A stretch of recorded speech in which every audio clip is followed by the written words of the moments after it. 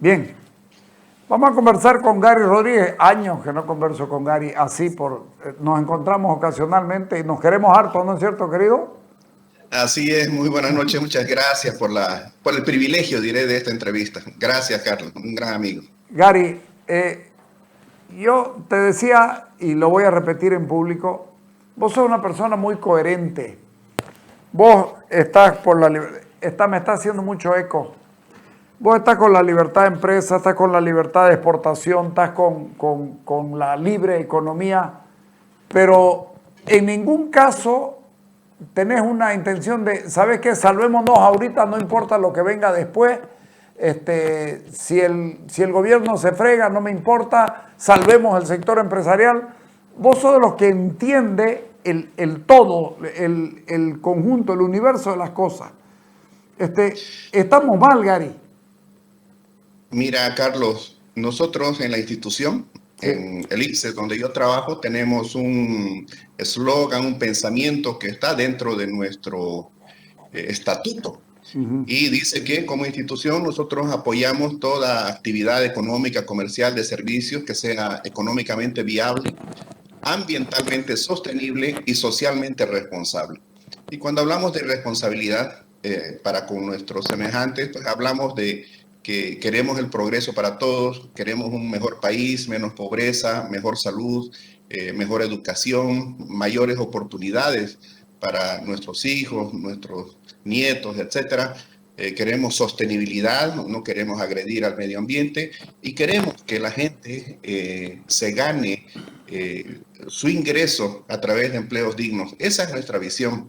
Definitivamente, como persona, en lo particular, me preocupa mucho lo que estoy viendo en el país, bueno, lo que he visto durante tanto tiempo, pero que no deja de acontecer, que no haya una reconciliación, que no haya una perspectiva, que no haya una visión común y que sigamos en las confrontaciones internas, ¿no? La verdad que me preocupa mucho porque no es la forma de hacer país y no es la forma de progresar entre las regiones y como una nación que se supone que debería ser considerada como una familia, ¿no? Con diversos en su interior.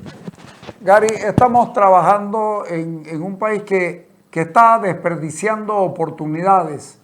Está desperdiciando oportunidades porque se está coartando la libertad de empresa, se está coartando la libertad de exportación, se está coartando la posibilidad de mejorar los cultivos, qué sé yo, la posibilidad de iniciar pruebas ya serias y definitivas de lo genéticamente modificado. Es decir, son una detrás de otra, y vos que trabajás en el rubro de la exportación, vos ves que nos vamos quedando porque además que tenemos 1000 kilómetros por carreteras que no siempre están expeditas, tenemos un montón de problemas. Encima de todo esto tenemos menor producción porque nuestra forma de producir todavía sigue siendo más allá de lo adelantado de nuestras maquinarias, sigue siendo rudimentaria en cuanto a la tecnología de la producción. Así es, vivimos en un mundo global y quisiéramos que todos lo entendieran así, que el éxito de la eh, exportación tiene que ver con la productividad, tiene que ver con la competitividad, que en derredor nuestro hay muchos oferentes que nos sacan ventaja por escala, por rendimiento, por menores costos de producción y claramente alguien dijo que las exportaciones son el sueldo del país. Entonces, en la medida que esas exportaciones no mejoren, en la medida que la producción no aumente, el sueldo del país no va a mejorar y no va a haber mayores ingresos. Entonces, ¿cómo podemos nosotros incrementar las exportaciones utilizando la ciencia y la tecnología, por ejemplo, en este rubro tan importante como es el agroalimentario? Hay tantas posibilidades de desarrollo a cortísimo plazo. No nos cansamos de decir que la salida a la crisis que estamos viendo básicamente tiene que ver con dos sectores, con el sector agropecuario agroindustrial y con el sector forestal maderero. Reitero, siempre respetando al medio ambiente y siempre buscando el beneficio para toda la sociedad. De tal manera que cerrarse a la ciencia, a la tecnología, es prácticamente darle la espalda, no al futuro, sino al presente, porque en derredor nuestro los países, los productores nos están sacando mucha ventaja. Yo te doy un dato, si solamente tuviéramos las buenas prácticas agrícolas y la biotecnología en el caso del maíz, pudiéramos aumentar sin Sí, señor. incrementar 1 metro cuadrado de terreno el 100% del rendimiento, o sea, pasar de 3 toneladas por hectárea a 6. En el caso de la soya, para que lo entienda alguien que con un ejemplo más cercano, si es que tuviéramos los rendimientos gracias a la biotecnología que tienen Brasil, Argentina, Paraguay, Uruguay o Estados Unidos que utilizan ya eventos apilados en las semillas genéticamente mejoradas de soya, pudiéramos aumentar 50% nuestra producción, o sea, nuestro rendimiento. ¿Eso qué quiere decir? En el mismo lote de terreno.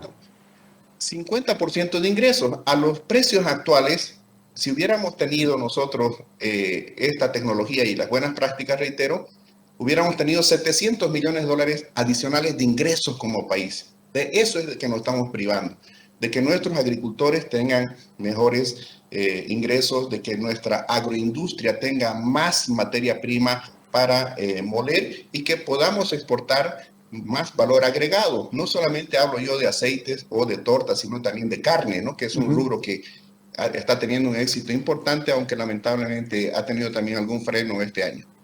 Tenemos los frenos de nuevo con el nombre que le pongan, pero es una licencia previa de toda la tramitología que es tan desagradable. Lamentablemente sigue siendo el pan nuestro de cada día. Tenemos la licencia previa para eso. Están ¿Cómo entender lo de los carniceros, Gary? ¿Cómo entender lo de los carniceros? ¿Por qué No, esto?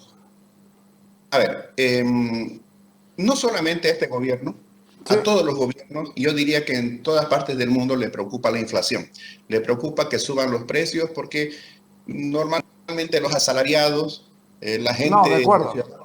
reclama, ¿verdad? Sí, sí, Entonces, sí. para entender la lógica de lo que está pasando acá y también ha pasado en otros países, quieren controlar el nivel de precios, sobre todo de productos alimenticios. Por eso hablamos de la soya, hablamos del maíz, hablamos del arroz, de las carnes, etcétera, que están controlados, están con precios de referencia, incluso los llamados precios justos, ¿no es cierto?, para que no suban. Ahora, el problema, ¿cómo lo entendimos el tema de la carne? Quisiera hacer una retrospectiva cortita, como por 14 años se trabajó sector público, sector privado para eliminar la aftosa en Bolivia y se logró. Sí. La Organización Internacional de Epizootias en Francia nos catalogó como un país libre de aftosa sin vacunación. Ahora, ¿de qué hubiera valido que el sector ganadero hubiera invertido en pastura, en potreros, en genética, en sanidad, en frigoríficos, construir su cadena de frío si no hubiera habido mercado? ¿De qué hubiera valido si el gobierno entusiastamente hubiera abierto el mercado, pero no hubiera habido la oferta? Esta reflexión que hago es bien importante, porque resulta que en paralelo al término ya cuando estábamos por ser declarados libres de aftosa, el sector ganadero invirtió y el gobierno hizo su parte para abrir Sí. el mercado de la China y otros mercados a través de protocolos sanitarios. Esa es la forma como los países progresan, porque entonces cada quien está cumpliendo su rol. Ni el ganadero puede abrir el mercado con un protocolo sanitario, porque eso le corresponde al gobierno, ni el gobierno debe ponerse a producir ganado o hacer frigoríficos, porque eso es competencia del privado. Y esta sinergia público-privado, ¿qué es lo que ha logrado? Que entre el año 2005, datos oficiales, y el 2020, aún en pandemia, el volumen de exportación de carne en el país creció 1.300% y el valor de la exportación creció más de 3.000%. ¿Ok? Pasamos de como 5 millones a exportar el año pasado 70 millones, Y casi no, 17.000 toneladas. y no faltó carne Y nunca. no faltó carne nunca, eso es lo importante. Ahora, ¿qué ocurrió este año? Que lamentablemente, y esa es la conclusión a la que llegamos, la intermediación, Carlos, la especulación no se dio en los carniceros del mercado ni en los productores ganaderos. Porque si hay alguien que está preocupado porque no falte en el mercado interno, es el ganadero. Este es su principal mercado. Y el saldo va para la exportación. Además, que hay un programa, digamos, de crecimiento, de Claro. inversión hacia adelante. Entonces no van a poner en vilo inversiones cuantiosas que han hecho, pero además los mercados que han costado tanto conseguirlos. Entonces, aquí hubo un problema de intermediación que fue identificado y que lamentablemente fue achacado un posible desabastecimiento, subida de precio al sector ganadero, pero en la práctica no fue así. Nosotros como institución en su momento dijimos había que sentar a todos los actores para ver exactamente dónde Pero estaba el problema, y el problema fue en la intermediación. a veces también dejamos pasar mucho las cosas, Gary, porque este tema de la intermediación tiene al menos 5 o 7 años que viene repitiéndose periódicamente, unas veces con más y otras veces con menos fuerza, pero somos muy de dejar pasar las cosas y no solucionarlas. Yo no creo que esté solucionado el problema y el próximo año seguramente volverán e insistirán con esto. Pero sigamos con otras cosas. El Estado, el Estado está poniendo cortapisas permanentes y no cumple el rol que debiera cumplir. ¿Qué pasa con los corredores de exportación por acá, por el otro lado, por el oriente? ¿Cómo puede ser, Gary? Fíjate vos, no se vende el etanol en Occidente porque es un acuerdo que tiene el gobierno con los importadores, y esto lo he denunciado ya, con los importadores, con los dueños de cisternas que traen petróleo, es decir, que traen gasolina de hidrocarburos. Y entonces, por eso es que cuesta llegar a Occidente, porque les vas a fregar el negocio que tienen ellos, que por ahí es muy bueno. ¿Cómo entendemos todo esto? ¿Cómo entendemos que el gobierno los tiene a los agricultores, a los sucraalcoleros, con 150 millones de litros que no les compra y que les comprometió comprar?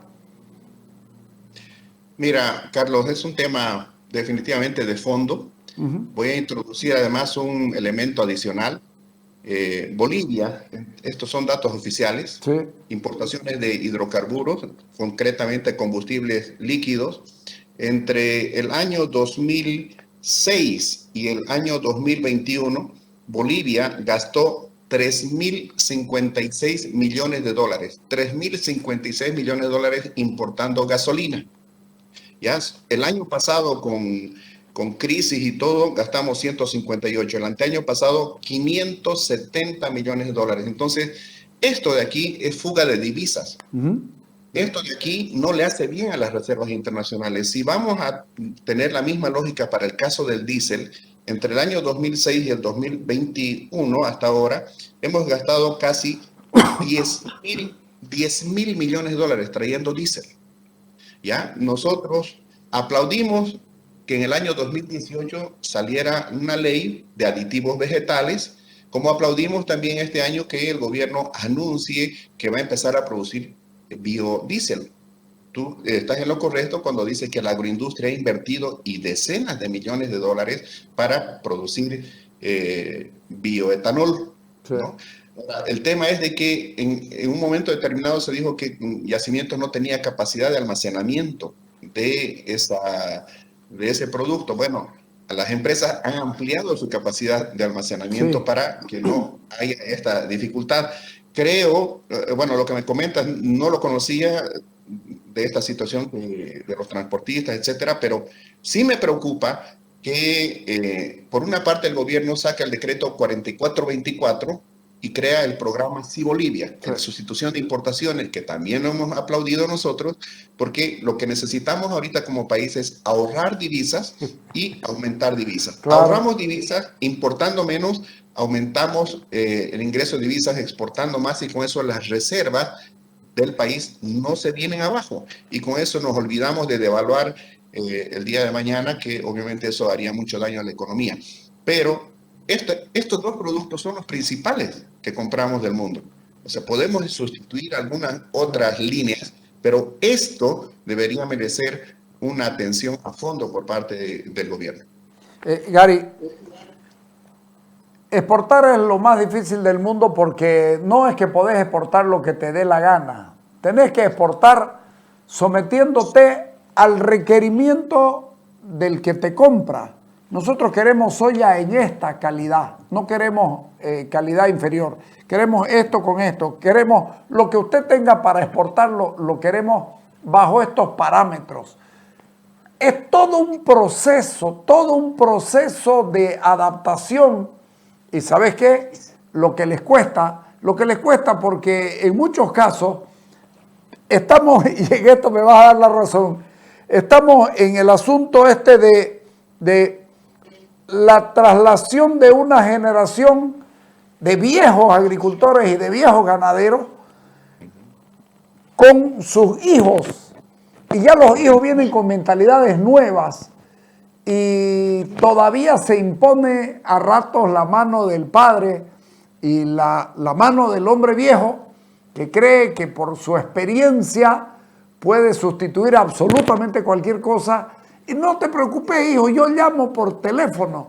Ya no existe el yo llamo por teléfono en exportaciones, ¿no?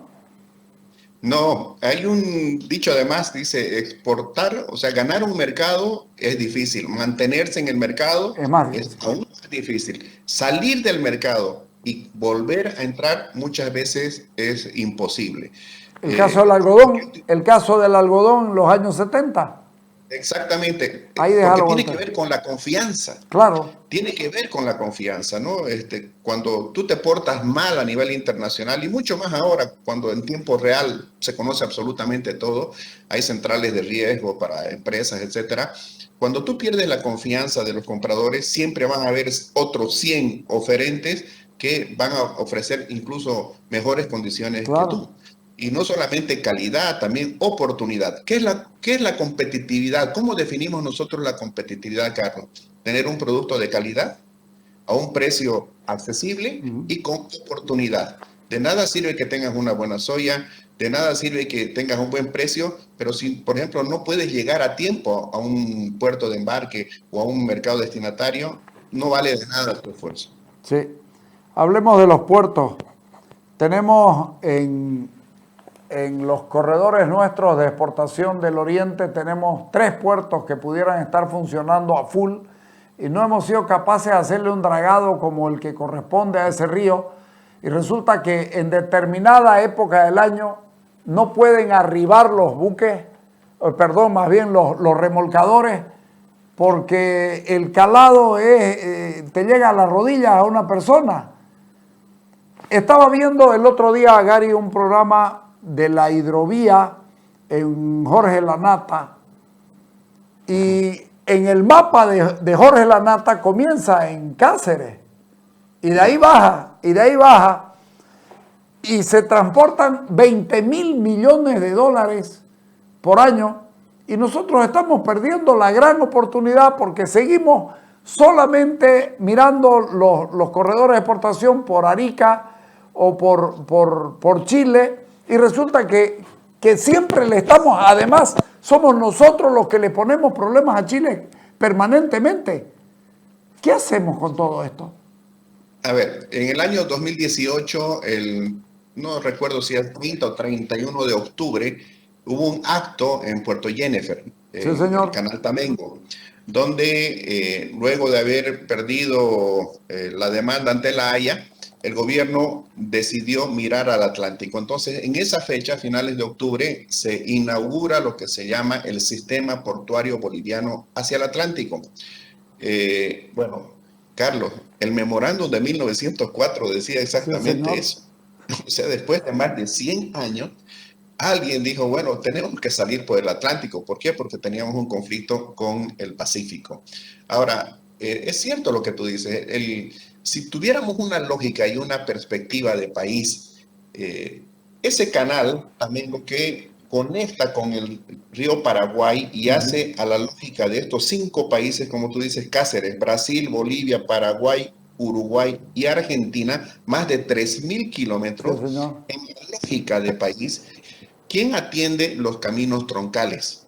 ¿Quién se encarga por ley de los caminos troncales? El Estado, ¿no es cierto? El gobierno central. Bueno, esta debería ser una gran vía que el Estado debería preocuparse de dragarlo. No lo hace, lo está haciendo Puerto Jennifer. Y con eso garantizando que por lo menos los 365 días se pueda navegar, puedan subir las barcazas, los remolcadores, pero no al 100%. Ahora, hay otras formas de garantizar que ese canal, no solamente con el dragado, sino con más afluencia de agua, pueda estar disponible el total del año y con eso mejorar la competitividad del comercio exterior. Incluso el día de mañana competir, ¿no? Ya así, en estas condiciones, Carlos, en estas condiciones, traer mercadería por el Océano Atlántico es más económico e implica menos tiempo. Pero claro, cuando tienes un calado de 70 centímetros, no es posible, ¿no? Entonces, si el Estado se sumara a esta causa y nosotros como institución, yo he tenido la oportunidad de hablar con Cancillería, de hecho está en nuestra hoja de ruta con ellos, es de que trabajemos para convertir la hidrovía Paraguay-Paraná en un gran corredor fluvial de integración. A eso deberíamos aspirar, que esta hidrovía sea lo que es el Mississippi en Estados Unidos o el Rin en Europa, un canal de navegación permanente. Pero eso exige el concurso del Estado porque es mucho dinero lo que ya, particularmente reitero, un puerto que es Puerto Jennifer ha invertido para efectos de dragado. Gary, la última. La economía va a mejorar como dicen, porque nos están dando cifras, pero uno mira a la calle y la pospandemia nos ha dejado realmente mal. Uno mira los negocios cerrados, uno mira, o sea, la microeconomía y la economía del día a día está en problemas. ¿Vos crees que los números van a reflejar la realidad? Primero me gustaría referirme a una columna que escribí, no sé si la leíste, se llamaba El vaso medio lleno o medio vacío. Sí. Las cifras que da el gobierno, Carlos, son reales, pero depende cómo las leyes, ¿no? Por ejemplo, el índice global de actividad económica hasta el mes de abril dice que la economía creció 5,3%. CEPAL, que se supone es un organismo externo, nos pronostica un crecimiento del 5,1% para este año. El Fondo Monetario, 5%. Banco Mundial, 4,7%. Y el gobierno dice, vamos a crecer 4,4%. O sea, el menor pronóstico es 4,4%. Pero veamos lo que dice la CEPAL, el más optimista. Si creciéramos 5,1% este año, y se confirmara que en el 2020 la economía cayó 8,4%, que ese es el dato del gobierno, resulta que creciendo 5,1% estamos un poquito más de 3 puntos por debajo de lo que la economía era en el 2019. Ahora, la CEPAL dice, Bolivia crece 5,1% este año y el próximo año 3,5%. Si se cumple ese pronóstico de crecimiento acumulado, en 2002 estaríamos acabando en la misma, en el mismo portento, el mismo tamaño de economía en términos de quantum, de volumen que teníamos en el 2019. O sea, no hemos avanzado, sino que hemos recuperado ese camino. Cuando tú dices que la gente no lo siente, es claro, el último reporte que daba el ministro de Economía y Finanzas Públicas habla de una tasa de desocupación del 7,6%. Eso quiere decir que hay más de 300,000 personas desocupadas en este momento. Y en realidad eso es urbano.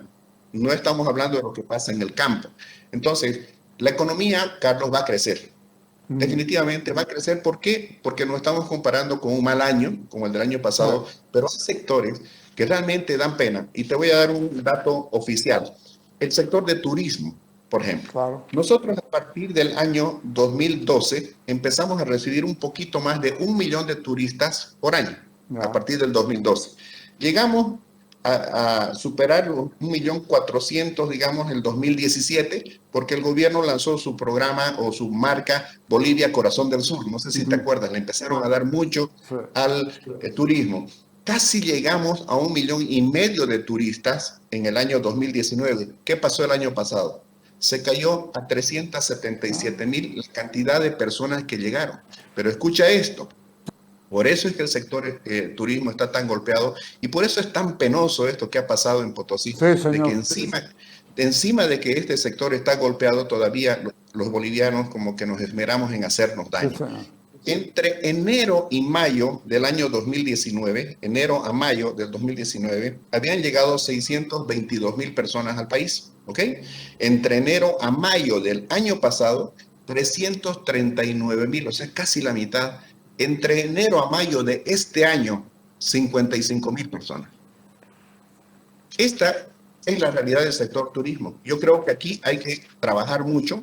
Por eso es de que la gente a veces dice, no siento la mejora, pese a que está habiendo crecimiento. El sector de turismo, el sector de gastronomía, son de los más golpeados. Ya estamos volviendo de a poco a la nueva normalidad. Hay sectores que no paran de crecer, el agropecuario es uno de ellos, por eso deberíamos apostar, el sector forestal maderero, pero verdaderamente hay otros que la están pasando mal, Carlos. Ok, te agradezco mucho, querido. Ya hablamos, ¿sí? Muchísimas gracias. Un gran abrazo y Igualmente. bendiciones para todos. Gracias, gracias. Bueno, esta mañana yo decía 1 millón de turistas. El año pasado 50,000. Es muy triste esto. Es muy malo para el país. Vámonos al corte.